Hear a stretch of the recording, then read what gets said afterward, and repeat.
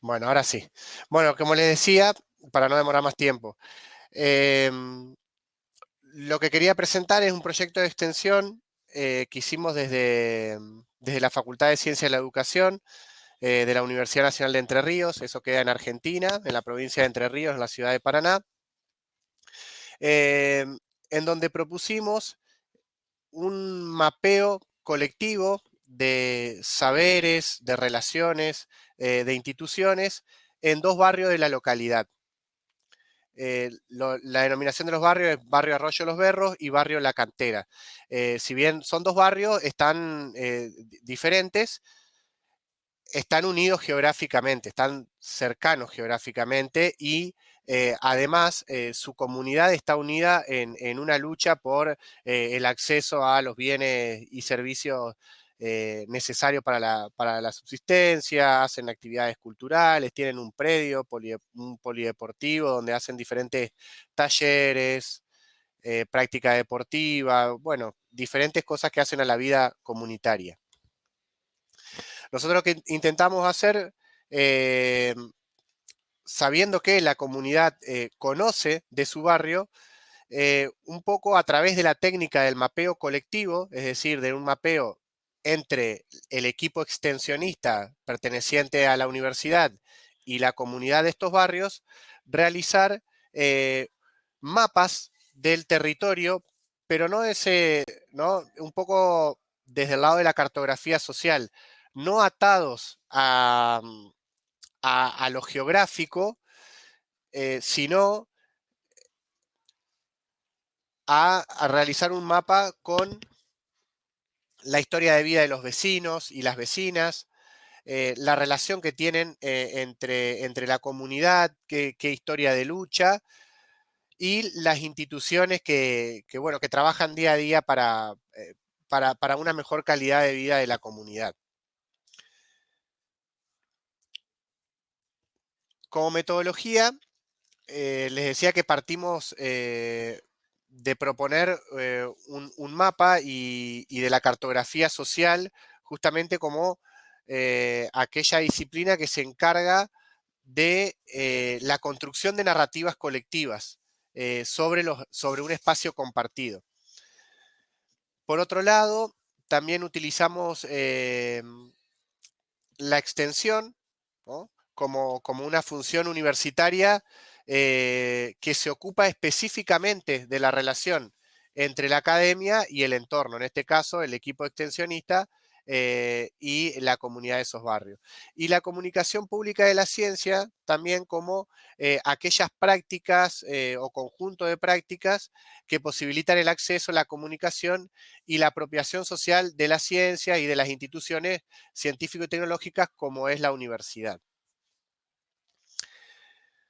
Bueno, en el devenir del proyecto, que tuvo un año de duración, en la cual se generaron diferentes tipos de encuentros, con una modalidad taller, una modalidad participativa, ¿no? Justamente lo que buscaba el proyecto era generar mapas colectivos. Entonces, la idea era, en principio, poner en discusión eh, los barrios, la comunidad, reflexionar en torno a ese espacio compartido eh, y poder generar producciones, que en este caso son los mapas, ahí yo les dejé en la diapositiva algunos de los ejemplos de mapas que realizamos, que tengan que ver con esto que les decía antes, primero la historia de la comunidad, cuándo se fueron asentando, qué tipo de propuestas, cuándo empezaron a generar las propuestas para unir a las y los vecinos de esa comunidad, cómo empezó también su historia de lucha, porque son justo la particularidad es que son dos comunidades que tienen una historia de lucha en común bastante fuerte desde hace varios años. Entonces, el mapa que ustedes pueden ver a su izquierda es ese mapa de historia de lucha, que no está asociado a lo físico geográfico. Y el mapa que ustedes ven a la derecha tiene que ver con qué lugares que reconoció la comunidad como los lugares que más significan o que más les gusta de su lugar, de su barrio, de su comunidad. Y además también están identificados con las emociones, qué es lo que siente cuando transcurren en ese lugar. Entonces, este tipo de producciones intentamos generar, por eso decía que intentábamos separarnos de esta idea del mapa como algo geográfico. Y a partir de eso empezar a reflexionar, bueno, sobre las necesidades, los problemas y potencialidades también que tiene el barrio como para poder generar eh, líneas de acción a futuro. Como conclusión de la experiencia, luego seguramente va a haber una instancia de debate como para que si hay alguna interesado, puedo profundizar bueno, pueden generar algunas preguntas. Bueno, lo que se generó fueron diferentes mapas del mismo barrio, pero bueno, con diferente información, con diferentes reflexiones en torno al barrio. También una de las cosas positivas o que más rescatamos es que en principio lo que eran dos destinatarios, dos grupos diferentes que se juntaban en estos encuentros, decía la comunidad universitaria con la comunidad barrial, se pudo unir en un solo grupo. Y también se generaron esto que decía, líneas de acción a futuro. Entonces, lo que tenemos en la actualidad es un proyecto que aún estamos esperando su aprobación, pero es un proyecto donde el equipo de trabajo ya ahora está conformado por la comunidad de la Facultad de Ciencias de la Educación y un equipo interdisciplinario de otras facultades, de otras universidades, y la comunidad barrial. Con eso Andrés, eu vou precisar encerrar sua apresentação, se você puder. Perfecto, ya terminé. Muchísimas gracias por su atención. Muito obrigada. Muchas gracias y gracias por la paciencia.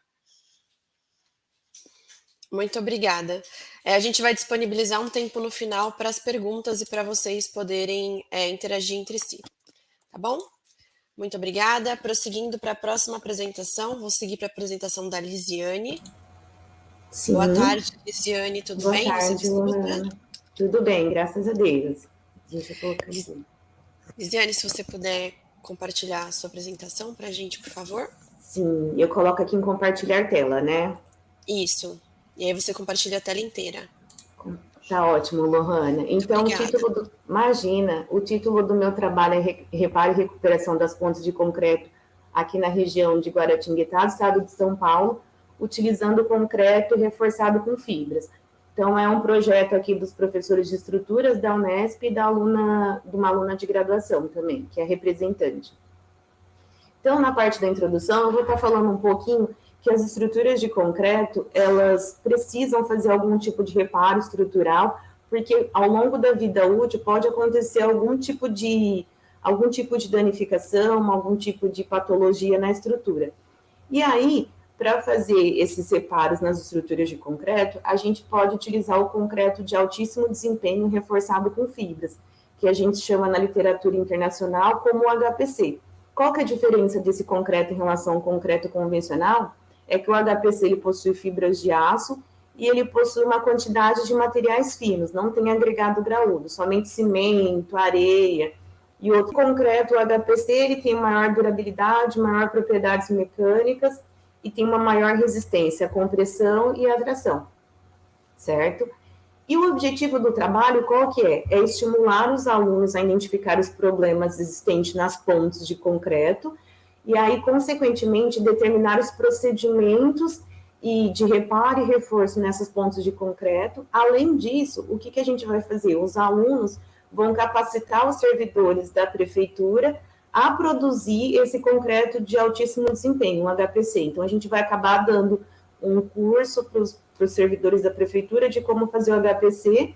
Consequentemente, a gente vai acabar aproximando os alunos de engenharia dos problemas existentes nas estruturas de concreto, fazendo com que eles coloquem em prática os ensinamentos aprendidos em sala de aula, e fornecer um conforto e segurança para a sociedade a partir do reparo e recuperação dessas pontes de concreto. A metodologia do trabalho consiste na visita das pontes de concreto aqui da região. Daí, por meio dessas visitas, a gente vai fazer as análises do que precisa ser recuperado, do que precisa ser corrigido. Diante disso, a gente vai fazer um levantamento também dos tipos de ponte, comprimento, larguras e assim por diante. E aí, o que a gente, depois, com os problemas analisados dessas pontes de estrutura de concreto, a gente vai trazer esses problemas aqui para a faculdade para discutir quais soluções que a gente vai estar apresentando para fazer o reparo e recuperação dessas pontes. E, posteriormente, fazer um treinamento com a equipe técnica da prefeitura para estar replicando esse conhecimento, ou seja, para poder adquirir esse conhecimento e fazer esse reparo e recuperação dessas pontes. Tudo isso vai ser acompanhado pelos alunos na execução dos reparos estruturais. A metodologia, então, vai ser a visita nas pontes, a listagem, isso que eu já passei aqui, e os resultados e discussões. Então, como resultados e discussões, o que a gente fez? A gente já fez um levantamento prévio dessas pontes e a gente percebeu que existem muitas patologias, por exemplo, buracos nas estruturas de concreto, o aparelho de apoio das placas de concreto não está no apoio propriamente dito, então a gente viu aqui que o aparelho de apoio está fora. Existem bastante fissuras, a gente não pode nem chamar de fissuras, quebras na parte da estrutura.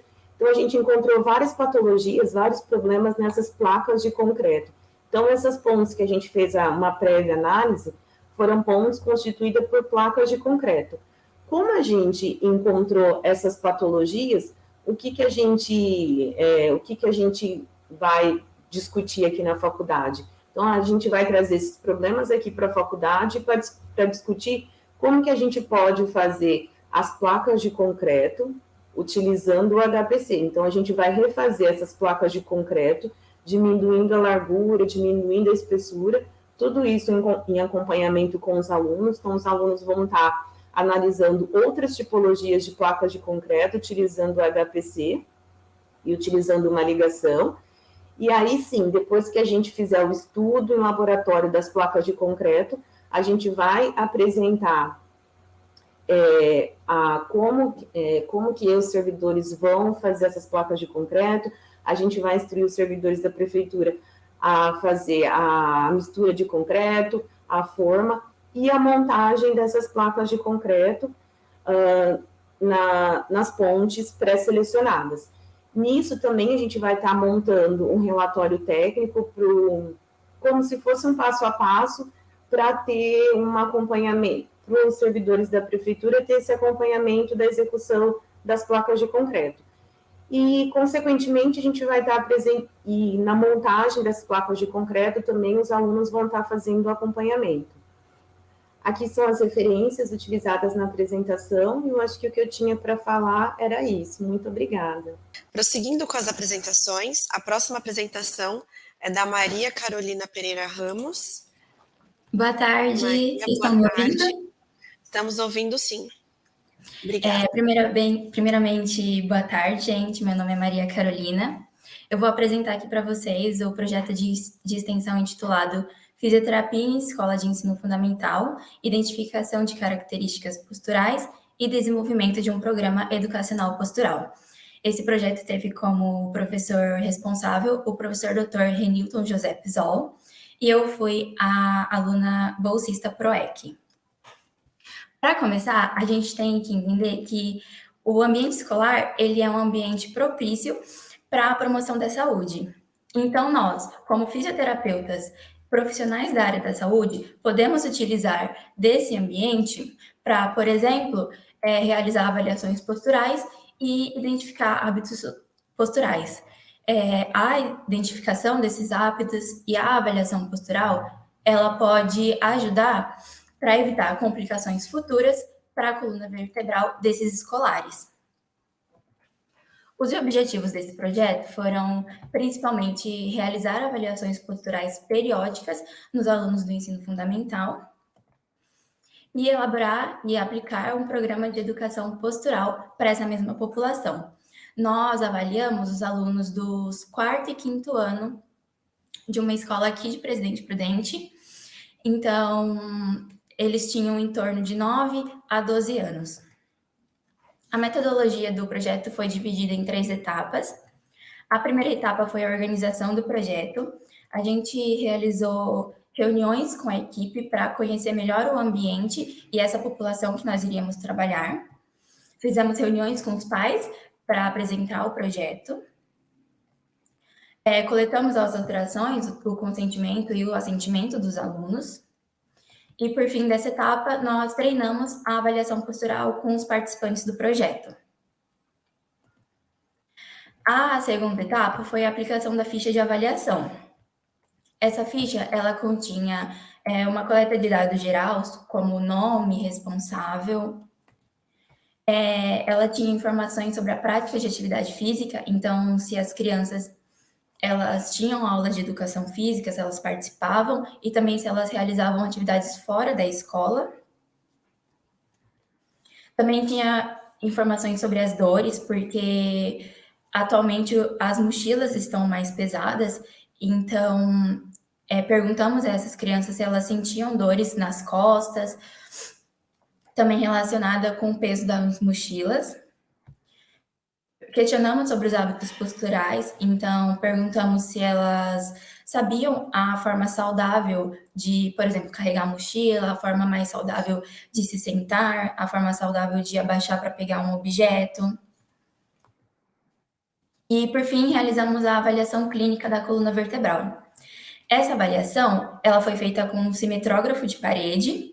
A criança ela se colocava posteriormente ao simetrógrafo, e nós avaliamos as vistas anterior, lateral e posterior da criança para buscar alterações na postura. Por fim, a terceira etapa foi a elaboração do programa de educação postural. Nós elaboramos materiais informativos sobre os hábitos posturais saudáveis, e com isso nós oferecemos aulas para as crianças, também colamos cartazes ao redor da escola, e fizemos folders que nós demos para as crianças e também disponibilizamos uma versão digital no WhatsApp dos pais. Em relação aos resultados, na avaliação postural, nós percebemos uma alta prevalência de alterações na coluna cervical e na coluna lombar. Então, na coluna cervical, vimos que muitos apresentavam a protusão da cabeça, que é quando eles ficam com a cabeça mais para frente, e uma hiperlordose. E também na coluna lombar, achamos a hiperlordose lombar. Em relação aos hábitos posturais, nós percebemos que as crianças elas sabiam bem as formas saudáveis das posturas. Elas sabiam como era a forma mais saudável de se sentar, sabia a forma saudável de abaixar para pegar um objeto. Então, elas tinham esse conhecimento. Em relação ao programa de educação postural, nós percebemos durante as aulas que as crianças estavam bem participativas. Elas faziam perguntas e o nosso objetivo foi realmente realizar uma aula para ter essa maior interação e nós conseguimos. Também fizemos dinâmicas no final e percebemos que elas entenderam o que a gente queria passar. E também durante as visitas na escola, a gente percebeu essa ida das crianças até os cartazes que nós colamos. Então, percebemos que teve essa comunicação boa. Então, por fim, podemos concluir que a presença do fisioterapeuta no ambiente escolar, ela é justificável, porque assim a gente consegue detectar precocemente problemas posturais, como, por exemplo, uma escoliose, e também podemos desenvolver ações para promoção à saúde dentro da escola, por meio de estratégias de educação em saúde. Essas foram as principais referências utilizadas. Quero agradecer a todos por me ouvirem. Muito obrigada. Muito obrigada pela apresentação, Maria. No final, a gente vai disponibilizar um tempo para perguntas. O Congresso agradece sua apresentação, tá bom? Obrigada. Pessoal, prosseguindo com a programação, agora eu vou para a apresentação da Marina Beatriz. Marina, pode começar a sua apresentação. Você tem 7 minutos, tá bom? Tá bom, obrigada. Obrigada. Bom, eu vou começar falando então um pouquinho do nosso projeto, né? O nosso projeto, ele é da área da educação gerontológica nas redes sociais. O projeto foi desenvolvido na UFSCar. Esse projeto funciona da seguinte maneira: a gente entende que a educação em saúde é um processo muito importante que vai envolver toda a comunidade. Então, nosso projeto, ele é um tema de educação em saúde desenvolvidos nas redes sociais, né? Como que a gente faz isso? A gente instrui a população através de fontes confiáveis, pegando os principais agravos, né, para fazer a educação preventiva desses temas. O nosso projeto chama Compromisso Social e Gerontologia e Você. Ele foi fundado na época da pandemia, onde a gente queria aproximar a comunidade do nosso meio. Então, como que a gente fez? Através de uma linguagem didática, a gente produz materiais para as redes sociais com os principais temas, né? Saúde, políticas públicas e os profissionais. Então, a gente tenta agregar todo mundo. Através dessas mídias em educação e saúde, a gente traz um processo pedagógico com ações transformadoras, trazendo um indivíduo mais autônomo, né? Ele tem autonomia para buscar essas informações nas redes sociais, que é um ambiente que a gente está presente a todo momento. A gente confecciona materiais didáticos a fim de promover uma rede de apoio educacional e social para a pessoa idosa, para os familiares envolvidos no cuidado dessa pessoa e principalmente os cuidadores. Então, aqui é um exemplo dos nossos posts principais das redes. Então, sempre que tem alguma data comemorativa, a gente comemora lá, a gente informa a população. Tem um pouquinho sobre alguns estatutos, como o Estatuto da Pessoa Idosa. A gente traz algumas informações, como, por exemplo, financiamento do SUS. A gente tem algumas dicas de cuidado e tem alguns posts também mais direcionado para a área de São Carlos, que é onde fica instituído a UFSCar. Quais são os nossos materiais e os nossos métodos, né? A gente confecciona banners, né? A gente faz publicações nas redes sociais com esses banners de forma ilustrativa e didática. Esses banners são produzidos pelos alunos que são engajados no projeto. O projeto foi feito pelos alunos da graduação de gerontologia, entretanto, a gente tem alunos de diversas áreas, como é o meu caso, que eu sou da enfermagem, tem alunos da psicologia, fisioterapia e assim por diante, né? A gente traz, então, temas bem importantes para a população idosa, que são prevenções de algumas doenças, o bem-estar, sugestões de lazer e materiais de apoio no geral. A gente faz, então, um levantamento bibliográfico e científico desses materiais em fontes confiáveis e a gente divulga via Instagram e Facebook, além das redes sociais dos membros voluntários do projeto, né? Então, por exemplo, nas minhas redes sociais eu divulgo também esses posts. E esse projeto ele é supervisionado por um docente, atualmente é supervisionado pela professora Natália, que ela é docente no Departamento de Medicina da Faculdade Federal de Minas Gerais. E como resultado do nosso projeto, a gente teve 25 publicações já no ano de 2023. Nosso Instagram tem um alcance grande, ele tem 963 seguidores. No Facebook também, 1.300 seguidores. Nosso público ele é predominantemente feminino, né? De uma população jovem, de uma faixa etária de 25 a 34 anos. E nosso alcance principal é em São Carlos, que é a sede do nosso projeto, né? Mas ele também atinge outras cidades do estado de São Paulo, como São Paulo, Araraquara, Limeira e entre outras. E a gente vê, então, perante esses resultados, que as redes sociais, elas são um potente meio de comunicação e divulgação do conhecimento científico, né? Atualmente a gente passa muito tempo nas redes sociais e ter essas informações lá, científicas, comprovadas, é importante e é um meio fácil de chegar à população. Então, a gente viu que as redes sociais, ela pode sim ser um meio de aprendizado, um meio de educação em saúde. As publicações, elas trazem um conhecimento, ou até quem é profissional já da área, ele relembra os profissionais, né, de alguns temas, ele multiplica o conhecimento e a gente faz com que a nossa extensão seja o mais próximo possível da comunidade. A gente tenta trazer sempre a comunidade, ouvir o que se pede, principalmente em São Carlos, que é onde fica a nossa faculdade. Então, a gente busca entender quais são os assuntos que a comunidade deseja. Aqui são as nossas referências que usamos no nosso trabalho. Agradecemos. Obrigada. Marina, muito obrigada pela apresentação.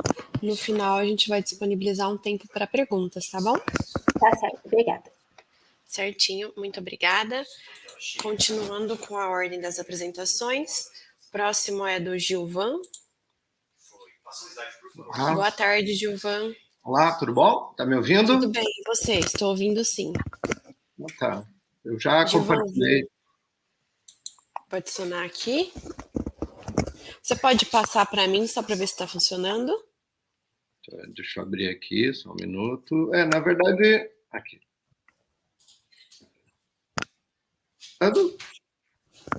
Tá sim, tá passando sim. Gilvan, você tem 7 minutos de apresentação, tá bom? Muito obrigada. Legal. Tá legal. Então tá, boa tarde a todas e todos. Eu sou Gilvan Dockhorn, eu sou professor da Universidade Federal de Santa Maria, no Rio Grande do Sul, e coordeno o programa de extensão Cineclube da Boca, né, que é esse que eu estou agora apresentando e compartilhando com vocês. Primeiro, um cineclube é um espaço de exibição de conteúdo de cinema e audiovisual, e o cineclube existe desde 2016, no campus central da Universidade Federal de Santa Maria. É Cineclube da Boca porque Santa Maria, o nome da cidade é Santa Maria da Boca do Monte, e aí nós homenageamos a cidade no nosso nome, não é? Desde 2016 nós temos exibições regulares, semanalmente, priorizando a produção local e regional, e cinema brasileiro, de preferência, né? Nós já somamos mais de 106 sessões, com um público médio de 30 pessoas por sessões, né? Desde 2023, agora, do início desse ano, o Cineclube da Boca passou a ser um programa de extensão, né? Ele ganhou uma amplitude muito maior, e nesse programa nós temos quatro grandes áreas de atuação. A primeira é seguir com as sessões semanais, não é? Toda semana, todas as quartas, 19 horas, nós exibimos conteúdo de cinema e audiovisual, preferencialmente com os realizadores presentes, assim, né? Porque a ideia de cineclube, que vem lá desde o início do século XX, uma das primeiras experiências foi dentro de Paris, com o Cinema do Povo, proporcionar, né, que esse tipo de produto cultural chegue ao maior número de pessoas, gratuitamente, né? E a ideia inicial do Cinema do Povo, que era essa primeira associação cineclubista, era divertir, instruir e emancipar. E o Cineclube procura seguir à risca isso. Então, a ideia é levar o realizador para poder que o público presente, público não espectador, seja um sujeito ativo nesse processo de apropriação dessa produção cultural. Seguimos com as sessões semanais, então, como o primeiro grande aporte do Cineclube. Mas também nós temos uma preocupação com a memória da produção de cinema e audiovisual da cidade, da região e do estado. E com isso nós estamos criando a Filmoteca da Universidade Federal de Santa Maria. Ela já tem mais de 3.500 itens, filmes produzidos preferencialmente na cidade e região, e eles estão passando por uma fase agora de catalogação e digitalização, para posterior distribuição desse acervo. Esse seria o segundo vértice, então, a preocupação com a memória da produção cultural ligada ao cinema e audiovisual da cidade. É bom lembrar que no primeiro vértice, que as exibições, elas são abertas ao público, e majoritariamente o público que participa das sessões não são universitários, né? Então é uma relação muito próxima com a comunidade nesse sentido. O terceiro vértice é a divulgação da produção de cinema e audiovisual. Além das sessões, nós promovemos um festival de cinema universitário chamado Assimetria, que está na sua 6ª edição. E ele exibe preferencialmente, né, produções do Rio Grande do Sul, Santa Catarina e Paraná, e países do Mercosul, Argentina, Uruguai, e por aí vai, né? Ele está na sua 6ª edição, inclusive uma das exibições está ocorrendo hoje, não é? Nesse ano nós tivemos mais de 90 inscritos, e foram 40 selecionados, né? Entre todos curtas-metragens, entre animação, ficção, documentários e filmes experimentais. Esse seria o outro vértice, né? A ideia de divulgar e ampliar o acesso de público à produção de cinema e audiovisual. E o quarto elemento que compõe o nosso programa de extensão é a formação em cinema e audiovisual. Então, para isso, a gente tem dois grandes elementos. Um é uma oficina de formação cineclubista, todo ano ela forma novos cineclubistas, né? A última encerramos agora no mês de maio e contou com mais de 85 participantes, né? São eles que, de certa maneira, tocam o programa Cineclube da Boca, ou seja, não precisa, mais uma vez, ter nenhum vínculo com a universidade. A ideia é ser uma estrutura horizontal e associativista. Então, a oficina de formação cineclubista renova os quadros daqueles que operam todo o processo do cineclube, né? Desde a curadoria dos filmes que vão ser exibidos, desde a organização, ao que a gente chama pré-produção das sessões, a produção em si, a desprodução posteriormente, está tudo ligado a esses cineclubistas que vão se agregando anualmente, né? E outro vértice da formação é um curso de extensão em produção de cinema e audiovisual que vai iniciar agora em agosto. Tem 20 vagas, assim, principalmente para aqueles segmentos que estão excluídos do processo da produção de cinema e audiovisual, mulheres, negras e negros, LGBTQIA+, cotistas, esses são o público preferencial. São 130 horas de formação teórica e prática, contemplando 13 encontros de 10 horas, né, todos os finais de semana, e que vão desde os elementos básicos desse processo de narrativa de cinema e audiovisual, seja montagem, direção, fotografia, direção de atores, direção de cena, história do cinema, enfim, todos os aspectos que compõem essa narrativa. Esses 4 vértices compõem, portanto, a exibição, a memória, a divulgação e a formação compõem o que o programa Cineclube da Boca, né? Que, como eu disse, existe desde 2016, está mesmo na pandemia, nós não paramos com as exibições virtuais e estamos agora em pleno andamento dentro desses 4 caminhos, assim, né? Nós pretendemos também, dentro da memória, seguir. A gente tem uma premiação, que entregamos um prêmio para aqueles sujeitos, mulheres, homens, enfim, e todas que, de certa maneira, contribuíram para o audiovisual e para o cinema da cidade e região, e todo ano nós entregamos essa placa, né, lembrando. Há uma preocupação crescente com a memória. Enfim, o Cineclube está aí e segue ampliando as suas capilaridades dentro da comunidade, da cidade, da região e do estado. Em linhas gerais, é isso. Agradeço a atenção. Certinho, Gilvan. Muito obrigado pela apresentação. Obrigado. Tive uma queda de internet aqui curta, mas voltou. A gente vai disponibilizar um tempo no final das apresentações para perguntas e para vocês aproveitarem para discutir entre si também, tá bom? Legal, obrigado. Tchau, tchau. Muito obrigada, viu? Prosseguindo com a programação, próximo a apresentar é o Gabriel Caldeirão Almeida. Boa tarde, gente. Sou o Gabriel. O título do meu trabalho é Relato de Experiência, Transição Agroecológica, uma prática que transcende a produção agrícola. Esse trabalho foi elaborado por mim, que sou aluno de Geografia, pela Letícia e pela Milena, alunas da Biologia, e a professora Vânia, coordenadora do projeto e professora do Departamento de Geologia.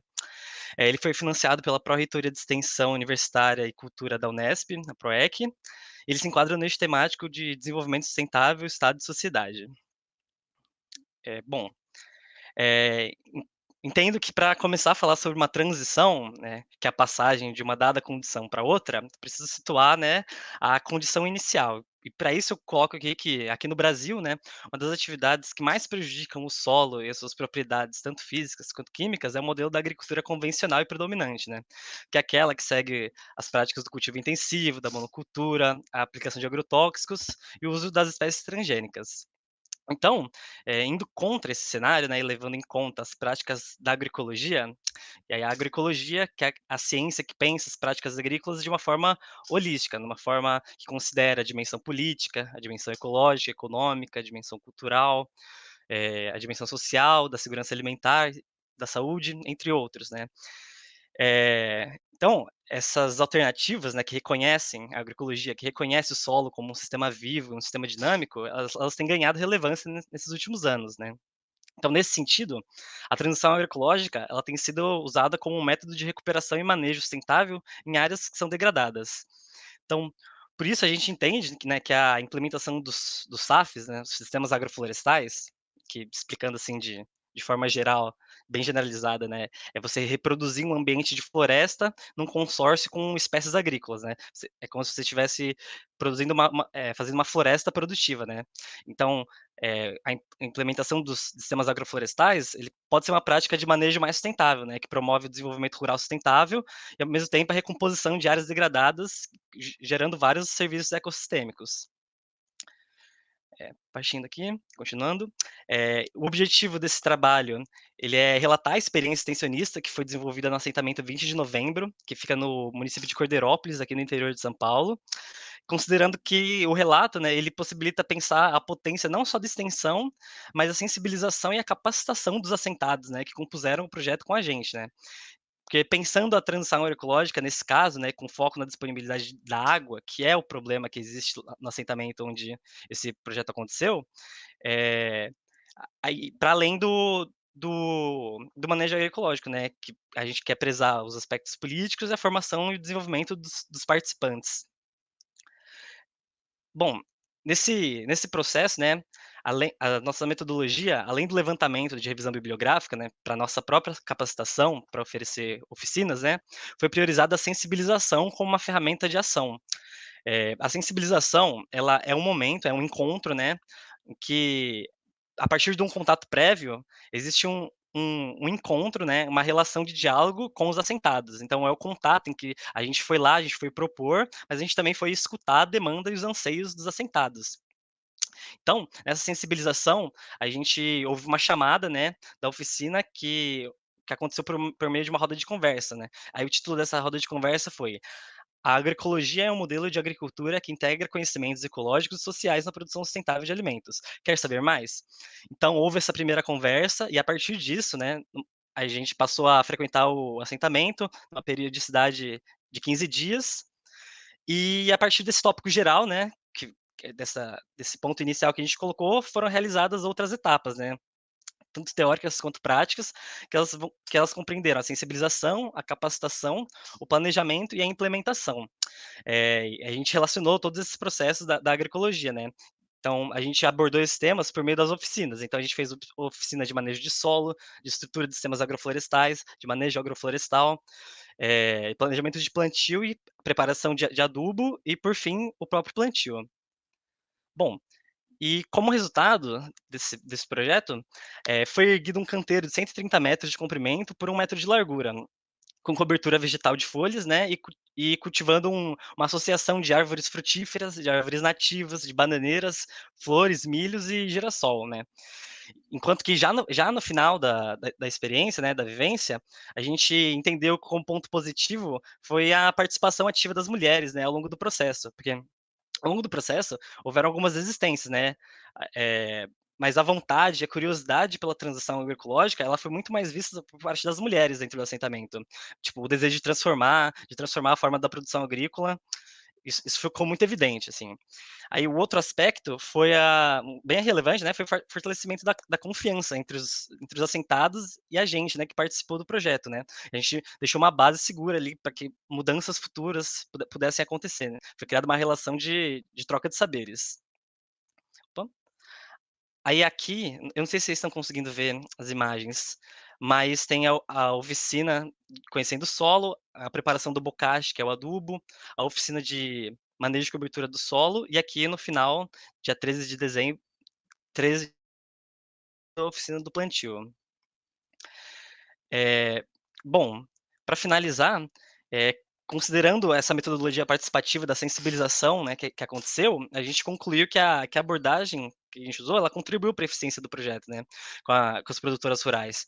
Porque houve o deslocamento até o assentamento de forma periódica, a gente conseguiu estabelecer uma relação de confiança entre as produtoras e o projeto, e assim houve o fortalecimento da capacidade organizacional do próprio grupo para a implementação da linha do sistema agroflorestal lá no assentamento.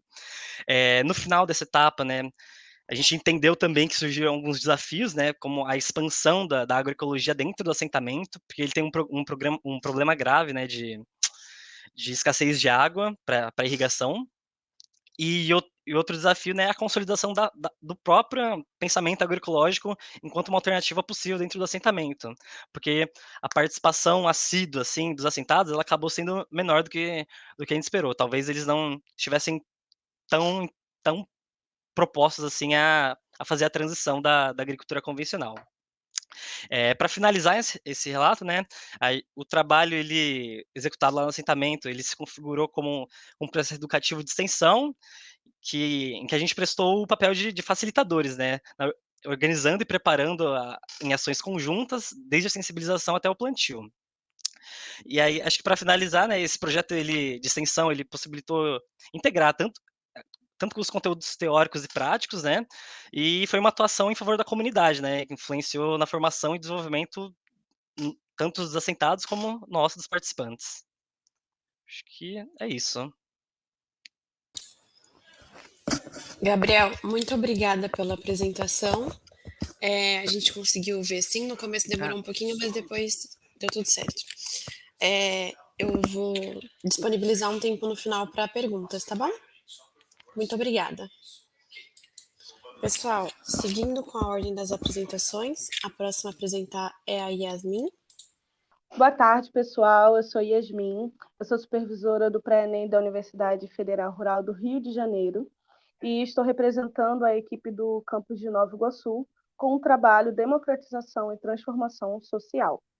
Esses são os autores desse trabalho. Daniele Fernandes é a nossa coordenadora e nós somos financiados pela Proeste da Universidade Federal Rural do Rio de Janeiro.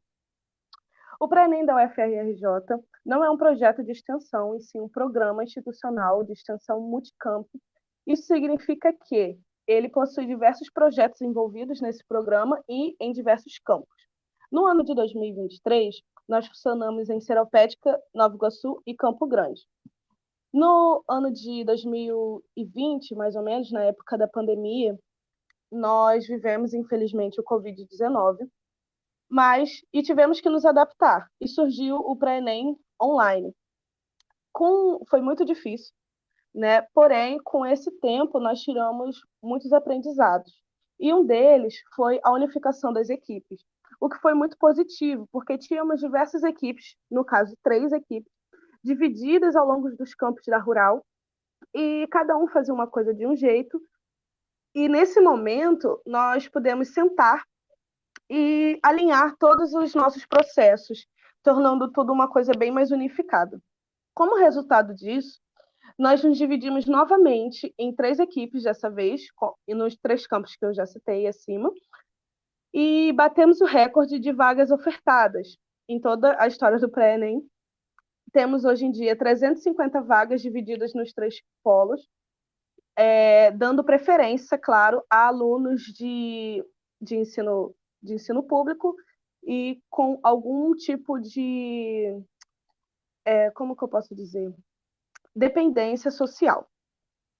Os objetivos especificamente do campus de Nova Iguaçu é tornar a educação democrata, que eles possam acessar a universidade pública do bairro deles, o que é justo e por direito, além de formar professores, que são todos tutores, né, na verdade, são alunos de graduação da Rural, e eles têm esse primeiro contato com o profissional, com uma sala de aula inteira deles nesse momento. E é muito interessante ver esse resultado, que eu já vou falar um pouquinho mais daqui a pouco. Os nossos métodos principais são métodos de ensino lúdico, participativos e integrados. Nessa foto primeira de cima, vocês podem voltar os olhos para essa foto, e vocês vão ver que eles estão no auditório, porque nós oferecemos um cine-debate para eles, o que não é comum em pré-vestibular, muito menos em pré-vestibular social, porque eu não me lembro se eu já disse, mas é totalmente gratuito. E essas pessoas que estão sentadas na primeira fileira são representantes do curso de Engenharia Florestal. E todo mês nós levamos um representante ou alguns representantes de algum curso da Rural para que eles possam conhecer e facilitar a decisão deles na hora de fazer a inscrição do Enem, né, no SISU. Aí tem uma pipoquinha aí que eles levaram na segunda foto, e na terceira foto é uma das nossas alunas brincando com um jogo da memória sobre mulheres negras, e tinha uma história literária por trás de cada personagem desse jogo. Os nossos desafios, confesso que são muitos, principalmente a evasão. Quem trabalha com pré-vestibular, quem já passou por um pré-vestibular, sabe que o maior pesadelo é esse. E no nosso caso, que lidamos com pessoas em situação de vulnerabilidade social, a maior causa é a falta de recurso, como, por exemplo, a locomoção e alimentação durante o período do curso letivo. E existem outros motivos, eu deixei listados aí, se vocês desejarem ler. Outro desafio nosso é a falta, no caso, da infraestrutura de apoio para os nossos professores. Nós não temos a famosa salinha dos professores, e isso dificulta um pouco o nosso trabalho. Do lado, você pode ver um pouco da nossa equipe, alguns tutores nossos. Os nossos resultados. É claro que um pré-vestibular demanda como resultado as aprovações. Porém, não é só isso que define um bom pré-vestibular. As aprovações, nós temos um longo histórico, desde 1997, aprovando adolescentes, jovens e adultos. Porém, no campus de Nova Iguaçu, como somos um campus novo, ainda não chegamos à reta final do Enem, né, que a primeira semana e segunda de novembro. No campus de Nova Iguaçu, nós notamos alguns resultados dessas atividades extracurriculares que eu citei com vocês, que são, por exemplo, um bom retorno quanto à construção da cidadania desses alunos.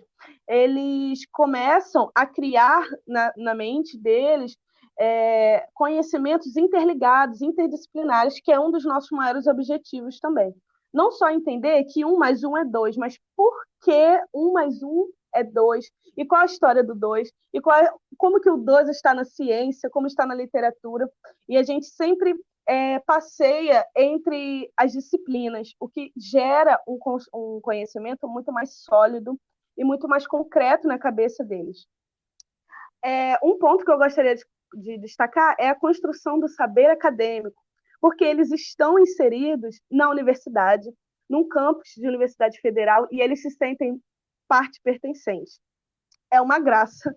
Eles chegam querendo vestir o uniforme da Rural, eles falam que vão nas festas integradoras da universidade, começam até a criar amizade com as pessoas que estudam, né, na universidade. Isso é muito legal, porque eles começam a se sentir parte. Quanto à equipe, um dos pontos positivos é o aumento da confiabilidade para tarefas mais complexas. Tutores novos que entram esse ano, por exemplo, já começam a representar o pré-ENEM em conferências assim como essa. Eu já trabalho no pré-ENEM há um bom tempo, porém, existem alguns tutores que começaram a apresentar e entraram esse ano, isso é bem interessante. Esses são os nossos contatos, se você desejar, tira print agora.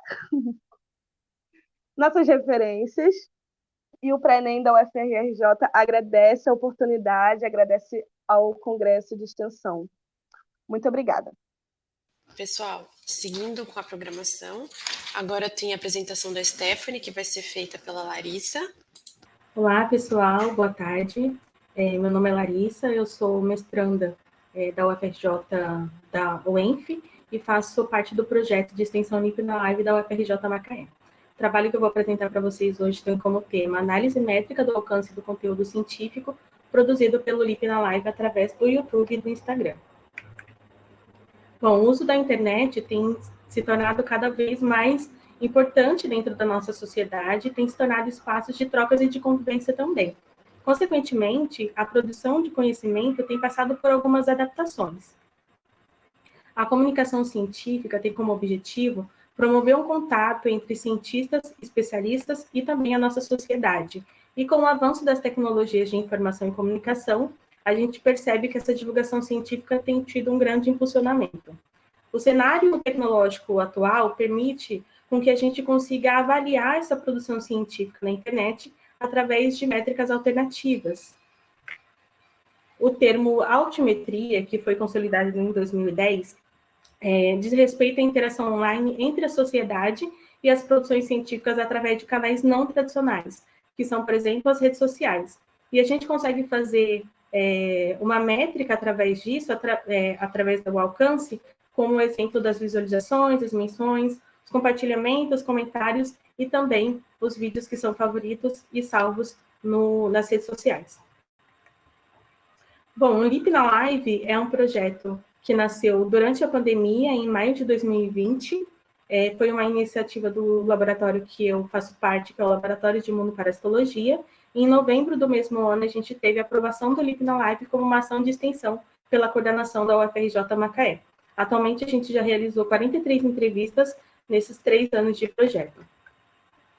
O objetivo do nosso projeto é a divulgação científica através de produção de conteúdos de forma síncrona e assíncrona, principalmente sobre temas da Covid-19 e temas ali relacionados também. Um outro objetivo nosso é propagar a informação que é baseada na ciência como uma forma de combater a fake news que surgiu, principalmente durante a pandemia. Que formas seriam essas, né? A forma síncrona seria através de entrevistas ao vivo pela plataforma do YouTube, também pela interação com o público, e a forma assíncrona seria através de publicação de cortes que a gente faz dessas lives e posta na página do Instagram do nosso projeto. A nossa metodologia ela consiste em temas que são escolhidos de acordo com o assunto que está em alta e também com a disponibilidade do entrevistado. A divulgação é feita através das redes sociais, pelas páginas do nosso laboratório, como Instagram, Facebook e Twitter, e também através do WhatsApp. Após esse momento da live pelo YouTube, nós então produzimos os cortes das entrevistas e publicamos no Instagram, e a gente faz a análise desse alcance através das métricas estatísticas do YouTube e também do Instagram. Hoje o nosso Instagram tem mais de 1.000 inscritos, mais especificamente 1.062 inscritos, e no nosso canal do YouTube nós temos 904 inscritos também. Bom, as entrevistas no YouTube geralmente passam de mais de 1 hora, e os vídeos têm no máximo 5 minutos, são vídeos curtos. O que a gente vai analisar aqui são as impressões e as visualizações. As impressões são a miniatura do vídeo que é sugerida pelo usuário pela rede social, ou seja, é o quanto aquela plataforma divulga o nosso conteúdo. Já as visualizações e o alcance da conta são as visualizações propriamente ditas, quando a pessoa ela visualiza aquele vídeo em miniatura que foi sugerido e clica e assiste o nosso vídeo. Bom, falando do YouTube, a gente fez uma relação de porcentagem e analisou que o tempo médio de visualização das nossas lives são de 20 minutos. Já as impressões, né, são convertidas em 3,7% de impressões que foram convertidas em cliques. O que isso significa, né? Aqui a gente observa a plataforma do YouTube, né, as métricas do YouTube, e a gente vê que o YouTube ele costuma engajar o nosso conteúdo em 20%. Então, 20% de todo o nosso conteúdo, ele costuma mandar para as pessoas. Isso dá um número de 137 mil pessoas que recebem como sugestão o nosso vídeo. Dessas 137 mil pessoas, 5,1 mil pessoas visualizaram os nossos conteúdos. E aí a gente separou 4 lives do YouTube, que são lives que foram feitas no período de 2020 a 2021 sobre temas da Covid-19, e a gente vai fazer uma comparação entre o YouTube e o Instagram. Então, primeiro a gente fez a live ao vivo, né? E a gente tem aqui os resultados das interações de espectadores simultâneos. Então, a gente tem uma relação de média e o pico máximo de pessoas que assistiram simultaneamente dessas 4 lives. Então, aqui nessa primeira a gente tem 48 pessoas, aqui 25, 41, e nessa quarta, 28 pessoas foram o número de pessoas máximas que assistiram simultaneamente. Após o período de 24 horas, isso muda um pouquinho, porque a nossa live ela fica disponibilizada na plataforma do YouTube. Então, depois de 24 horas, a gente tem aqui 176 visualizações, nessa segunda 24, nessa terceira 52, e na quarta 39 visualizações. E as impressões, né? O quanto a plataforma do YouTube engaja o nosso vídeo para as pessoas assistirem. O YouTube, ele mandou essa primeira live para 5.612 pessoas, essa segunda aqui para 892, essa terceira para 1.628 e essa quarta para 1.681. Mas quantas dessas pessoas que receberam o vídeo visualizaram e assistiram? Bom, essa primeira aqui a gente tem um número de visualizações de 519, essa segunda 131, a terceira 314 e a quarta 181. Bom, as pessoas assistiram a nossa live, mas quanto efetivamente, qual período de tempo elas estiveram ali de fato assistindo? O período médio, ele varia de 11 minutos aqui nessa primeira live, né? E o tempo máximo foi de 19 minutos e 24 segundos, ou seja, corrobora, né, com o que a gente viu, que o tempo médio que a pessoa assistiu na plataforma do YouTube é de 20 minutos. Mas esses números mudam um pouco quando a gente começa a analisar as métricas do Instagram. Então, cada uma dessas lives a gente fez cortes e postou, né, no Instagram, e a gente teve uma taxa de conversão que variou de 75% a 90%. Isso significa o quê, né? Que de 364 pessoas que receberam o nosso vídeo no Instagram como sugestão, 90% assistiram de fato nossos vídeos, que dá um número de 331 contas alcançadas. Então, a gente tem aqui a relação de cada um, né? 817 pessoas receberam na segunda live, 734 assistiram, essa terceira aqui, 689 receberam, 517 assistiram, e essa terceira live, a quarta live, a gente teve um número de 3.094 contas alcançadas. Bom, a gente consegue perceber que os números do YouTube e do Instagram são um pouco diferentes, né? Isso faz a gente pensar que as pessoas costumam assistir vídeos que são mais curtos, vídeos de até 5 minutos no máximo. E isso corrobora com um artigo com a literatura, a gente procurou esse artigo de 2020, e ele demonstra, né, foi uma análise que foi feita de vídeos da internet, que as pessoas assistem vídeos de, no máximo, 9 minutos, geralmente de 6 a 9 minutos. Então, faz a gente pensar que seria essa a razão da gente ter um maior número de visualizações no Instagram. Isso não tira a importância do YouTube, porque o YouTube é a plataforma que fornece o conteúdo para a gente. Bom, só concluindo, esses dados, eles mostram o poder do alcance da internet e a gente pretende continuar esse projeto, né, para obter ainda melhores resultados e aproveitar o que essas plataformas disponibilizam para a gente. Essas são as nossas referências e eu agradeço pela atenção de vocês. Muito obrigada. Muito obrigada pela apresentação, Larissa. No final, a gente vai disponibilizar, se sobrar um tempo para perguntas. Muito obrigada. Eu vou prosseguir aqui com a programação. A próxima apresentação é da María Concepción. Yo me llamo María Concepción, soy parte de la Facultad de Ciencias de la Salud en la Universidad Nacional del Este, que se encuentra en el área de las Tres Fronteras, a 16 kilómetros de Ciudad del Este. Probablemente va a haber un problema en la comunicación porque yo les entiendo bien a ustedes, entiendo bien el portugués, pero no hablo. Bueno, el trabajo nuestro se denomina la educación y la promoción de la salud en la comunidad indígena Acaragmi. Esta comunidad indígena se encuentra a 35 kilómetros de Ciudad del Este, en el distrito de Hernandarias. Los pobladores son de la etnia Aba-Guaraní, a que se les denomina también monteses, porque fueron los que no llegaron a residir en las reducciones jesuíticas. Ellos habían huido todos a los montes. Estas actividades estamos realizando ahí desde el 2012, pero fuimos cambiando cada 2-3 años diferentes tipos de proyectos. Hemos ejecutado proyectos de investigación y actualmente estamos realizando el de educación, teniendo en cuenta la promoción de la salud. Teniendo en cuenta que la educación es una de las herramientas más importantes para obtener cambios en las personas, en sus comportamientos y condiciones de salud.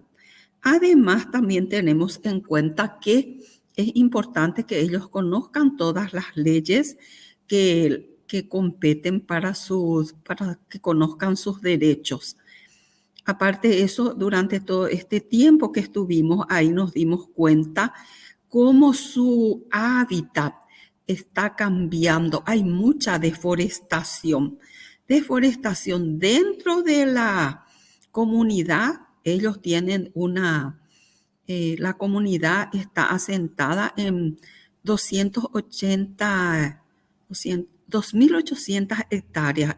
Es bastante grande el lugar donde residen. Y llama mucho la atención cómo se van produciendo los desmontes.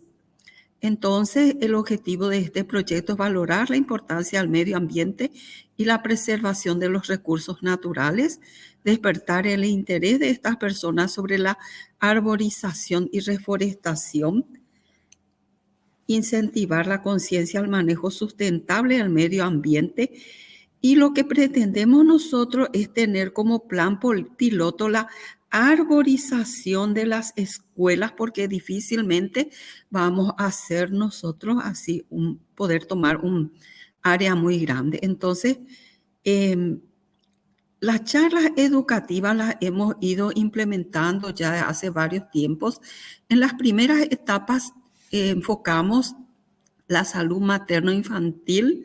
Posteriormente agregamos a eso prevención de enfermedades, la prevención de los accidentes, tanto en accidentes en las escuelas, accidentes en los hogares, de adultos, de niños. También enfocamos mucho en la prevención del envenenamiento, por lo que ellos cerca y dentro de la comunidad tienen áreas de grandes plantaciones de soja. También estamos implementando continuando con una actividad de la detección de la enfermedad de Chagas en las embarazadas, que este va a ser el tercer año de su implementación. Entonces, mediante este proyecto esperamos que los pobladores de la comunidad eleven su nivel de conocimiento sobre todos los temas, se hagan cargo del ambiente en el que viven, que que todas las actividades puedan tener continuidad una vez que el proyecto termina, para que ellos se empoderen de todos estos temas, del problema y de las soluciones, que participen de las actividades del cultivo de los plantines de especies nativas y frutales que sirven para preservar el medio ambiente. Además, que generen alimentos seguros. Uno de los temas es justamente la alimentación segura, procurando una nutrición adecuada y un desarrollo sostenible. Entonces, todas estas actividades estamos llevando a cabo en conjunto con los alumnos del segundo curso de medicina dentro de la cátedra de epidemiología y ecología. Y hacemos que los alumnos y nosotros respetemos las culturas de los indígenas, teniendo además todas estas actividades consideramos que son muy importantes, porque todo lo que tenga que ver con la salud de los niños será beneficio para los niños, para su comunidad y para las generaciones posteriores. También se tiene en cuenta, de acuerdo a estudios realizados, que todas las actividades que promuevan la preservación del medio ambiente en una comunidad beneficia a esa comunidad y también beneficia a sus alrededores. Pretendemos generar una cultura de aceptación y respeto a la diversidad cultural. Esto que sea bidireccional, tanto de ellos para con nosotros, y también que los alumnos acepten y puedan ya generar esta cultura de aceptación para las diferencias. Estas son nuestras referencias bibliográficas. Muchas gracias. Muito obrigada pela apresentação, Maria. A gente agradece a sua participação no congresso. No final, eu vou disponibilizar um tempo para você poder fazer perguntas ou alguém fazer perguntas sobre o seu trabalho, tá bom? Muchas gracias. Muito obrigada. Agora, partindo para a última apresentação, a apresentação da Agustina. Pronto. Pode iniciar essa apresentação, tudo bem? Você tem 7 minutos. Gracias. Bueno, buenas tardes. El proyecto nuestro se denomina Cannabis y Comunidad, Estrechando la Brecha. Bueno, está integrado por Leandro Fariña, Nicolás Pesati, que está acá a mi costado, Niglia Ariel y López Alan. Somos pertenecientes a la Universidad Nacional del Noroeste de la provincia de Buenos Aires. Bueno, para entrar un poco en tema, quería comentarles que, como bien lo dice el título, el proyecto se trata de cannabis sativa, y este cultivo se originó en Asia hace más de 5.000 años antes de Cristo, y comenzó a extenderse, bueno, por China, a través de la utilización industrial, digamos, para la confección de telas, y bueno, esto se pudo evidenciar porque encontraron en aquella época restos de telas elaboradas con la fibra del cáñamo. Posteriormente, el cultivo se fue extendiendo por todo el mundo. Años más tarde llegó a India y a Corea, donde también la utilización del cannabis fue con fines medicinales. Posteriormente siguió por el Oriente Medio, continuó por Europa, donde bueno, ciertos pueblos comenzaron a utilizar la inhalación del humo, digamos, fumando el cannabis con fines medicinales, para rituales religiosos y festivos. Y posteriormente llegó a América gracias a Colón, que según la bibliografía trasladaba el cáñamo en sus embarcaciones en grandes toneladas para la confección de cuerdas y de velas. Bien, en estas diapositivas podemos ver las plantas de cannabis, específicamente en esta foto de la izquierda vemos la inflorescencia. A la derecha vemos una planta en estado vegetativo y, bueno, en las siguientes dos diapositivas también el cultivo en floración. El marco legal en Argentina, bueno, está regulado por la ley 27.669, que establece el marco regulatorio para el desarrollo de la industria del cannabis medicinal y el cáñamo industrial, es decir, contiene todo el marco legal para la comercialización nacional y o exportación de semillas y derivados del cáñamo. Por otro lado, también está presente la ley 27.350, que establece el marco regulatorio para la investigación médica y científica del uso medicinal de la planta de cannabis, y dentro de esta ley hay un decreto que es el 883/2020, que se denomina ReproCan, el cual autoriza a usuarios a cultivar y a consumir la marihuana y sus derivados con indicación médica. Acá abajo en la presentación les dejo el link de la normativa legal actual en Argentina. Bien.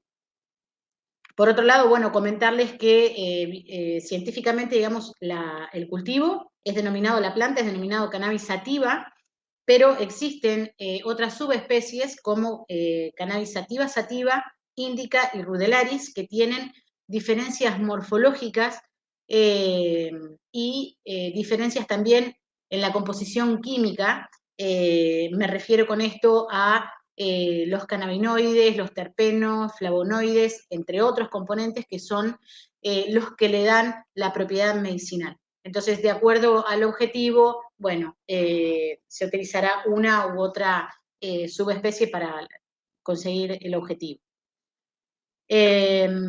Bueno, el proyecto está destinado a toda la comunidad en general que esté interesado en el tema, y específicamente que esté de acuerdo, digamos, en colaborar y en participar para generar conocimientos, poder registrar cuáles son los intereses y las demandas en su conjunto con profesionales y consumidores. Y por otro lado, como dije hoy, está integrado el proyecto por estudiantes, por cultivadores registrados, por docentes y no docentes y por una ONG que se llama Plantar y Crecer Libre, representada por Mabel Canosa. Los objetivos en forma general es poder ofrecer un espacio en el cual podamos vincular a los profesionales, a los cultivadores y a la sociedad para todos en conjunto poder avanzar en el conocimiento de este cultivo y en la parte medicinal. Y como objetivos específicos es poder brindarle a ese sector de la comunidad que participe en este proyecto, en ofrecerle información científicamente comprobada por profesionales, que ellos, siendo cultivadores o consumidores, puedan aportar sus experiencias y sus necesidades, sus intereses, y establecer vínculos, como dije anteriormente, con ciertas organizaciones, en este caso, como por ejemplo con ONG. Las actividades propuestas, bueno, en un principio es poder reunirnos con todos los participantes del proyecto. Lo que no dije al principio es que este es un proyecto que está recién iniciando, fue a partir de marzo de este año, así que estamos realizando las actividades.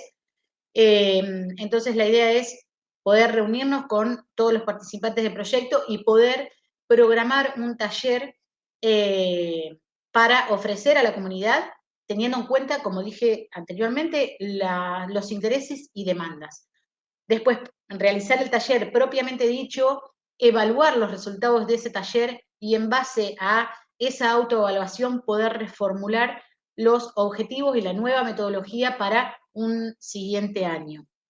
Y los resultados esperados es poder fortalecer ese vínculo con la comunidad y con otros organismos que quieran participar del proyecto.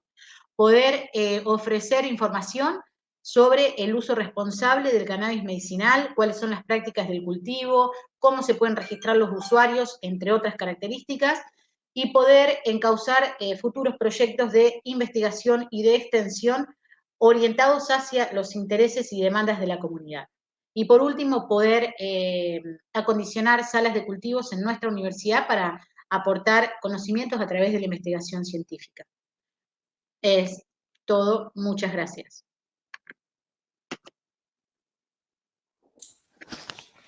Muito obrigada pela apresentação, Agostina. O Congresso agradece a apresentação. Gracias. Eu vou abrir um espaço agora para perguntas. Se alguém tiver alguma pergunta, por favor, mandar no chat, que eu abro sua conexão aqui, e da pessoa que você estiver fazendo a pergunta. Aproveitar esse tempo para agradecer a todos pelas apresentações, foram todas muito interessantes. O Congresso agradece muito a participação de vocês. Para vocês não deixarem de conferir a programação do dia, o Congresso acaba só amanhã. Tem ainda algumas mesas redondas e alguma parte da programação ainda. E para parabenizar a todos também pelas apresentações. Bom, se ninguém tem nenhuma pergunta, eu vou encerrar a sala por aqui. Nas próximas semanas, a organização deve disponibilizar no YouTube as apresentações para vocês poderem assistir novamente, se quiserem assistir a apresentação de alguém também. Tá bom? Muito obrigada, pessoal. Boa semana para vocês.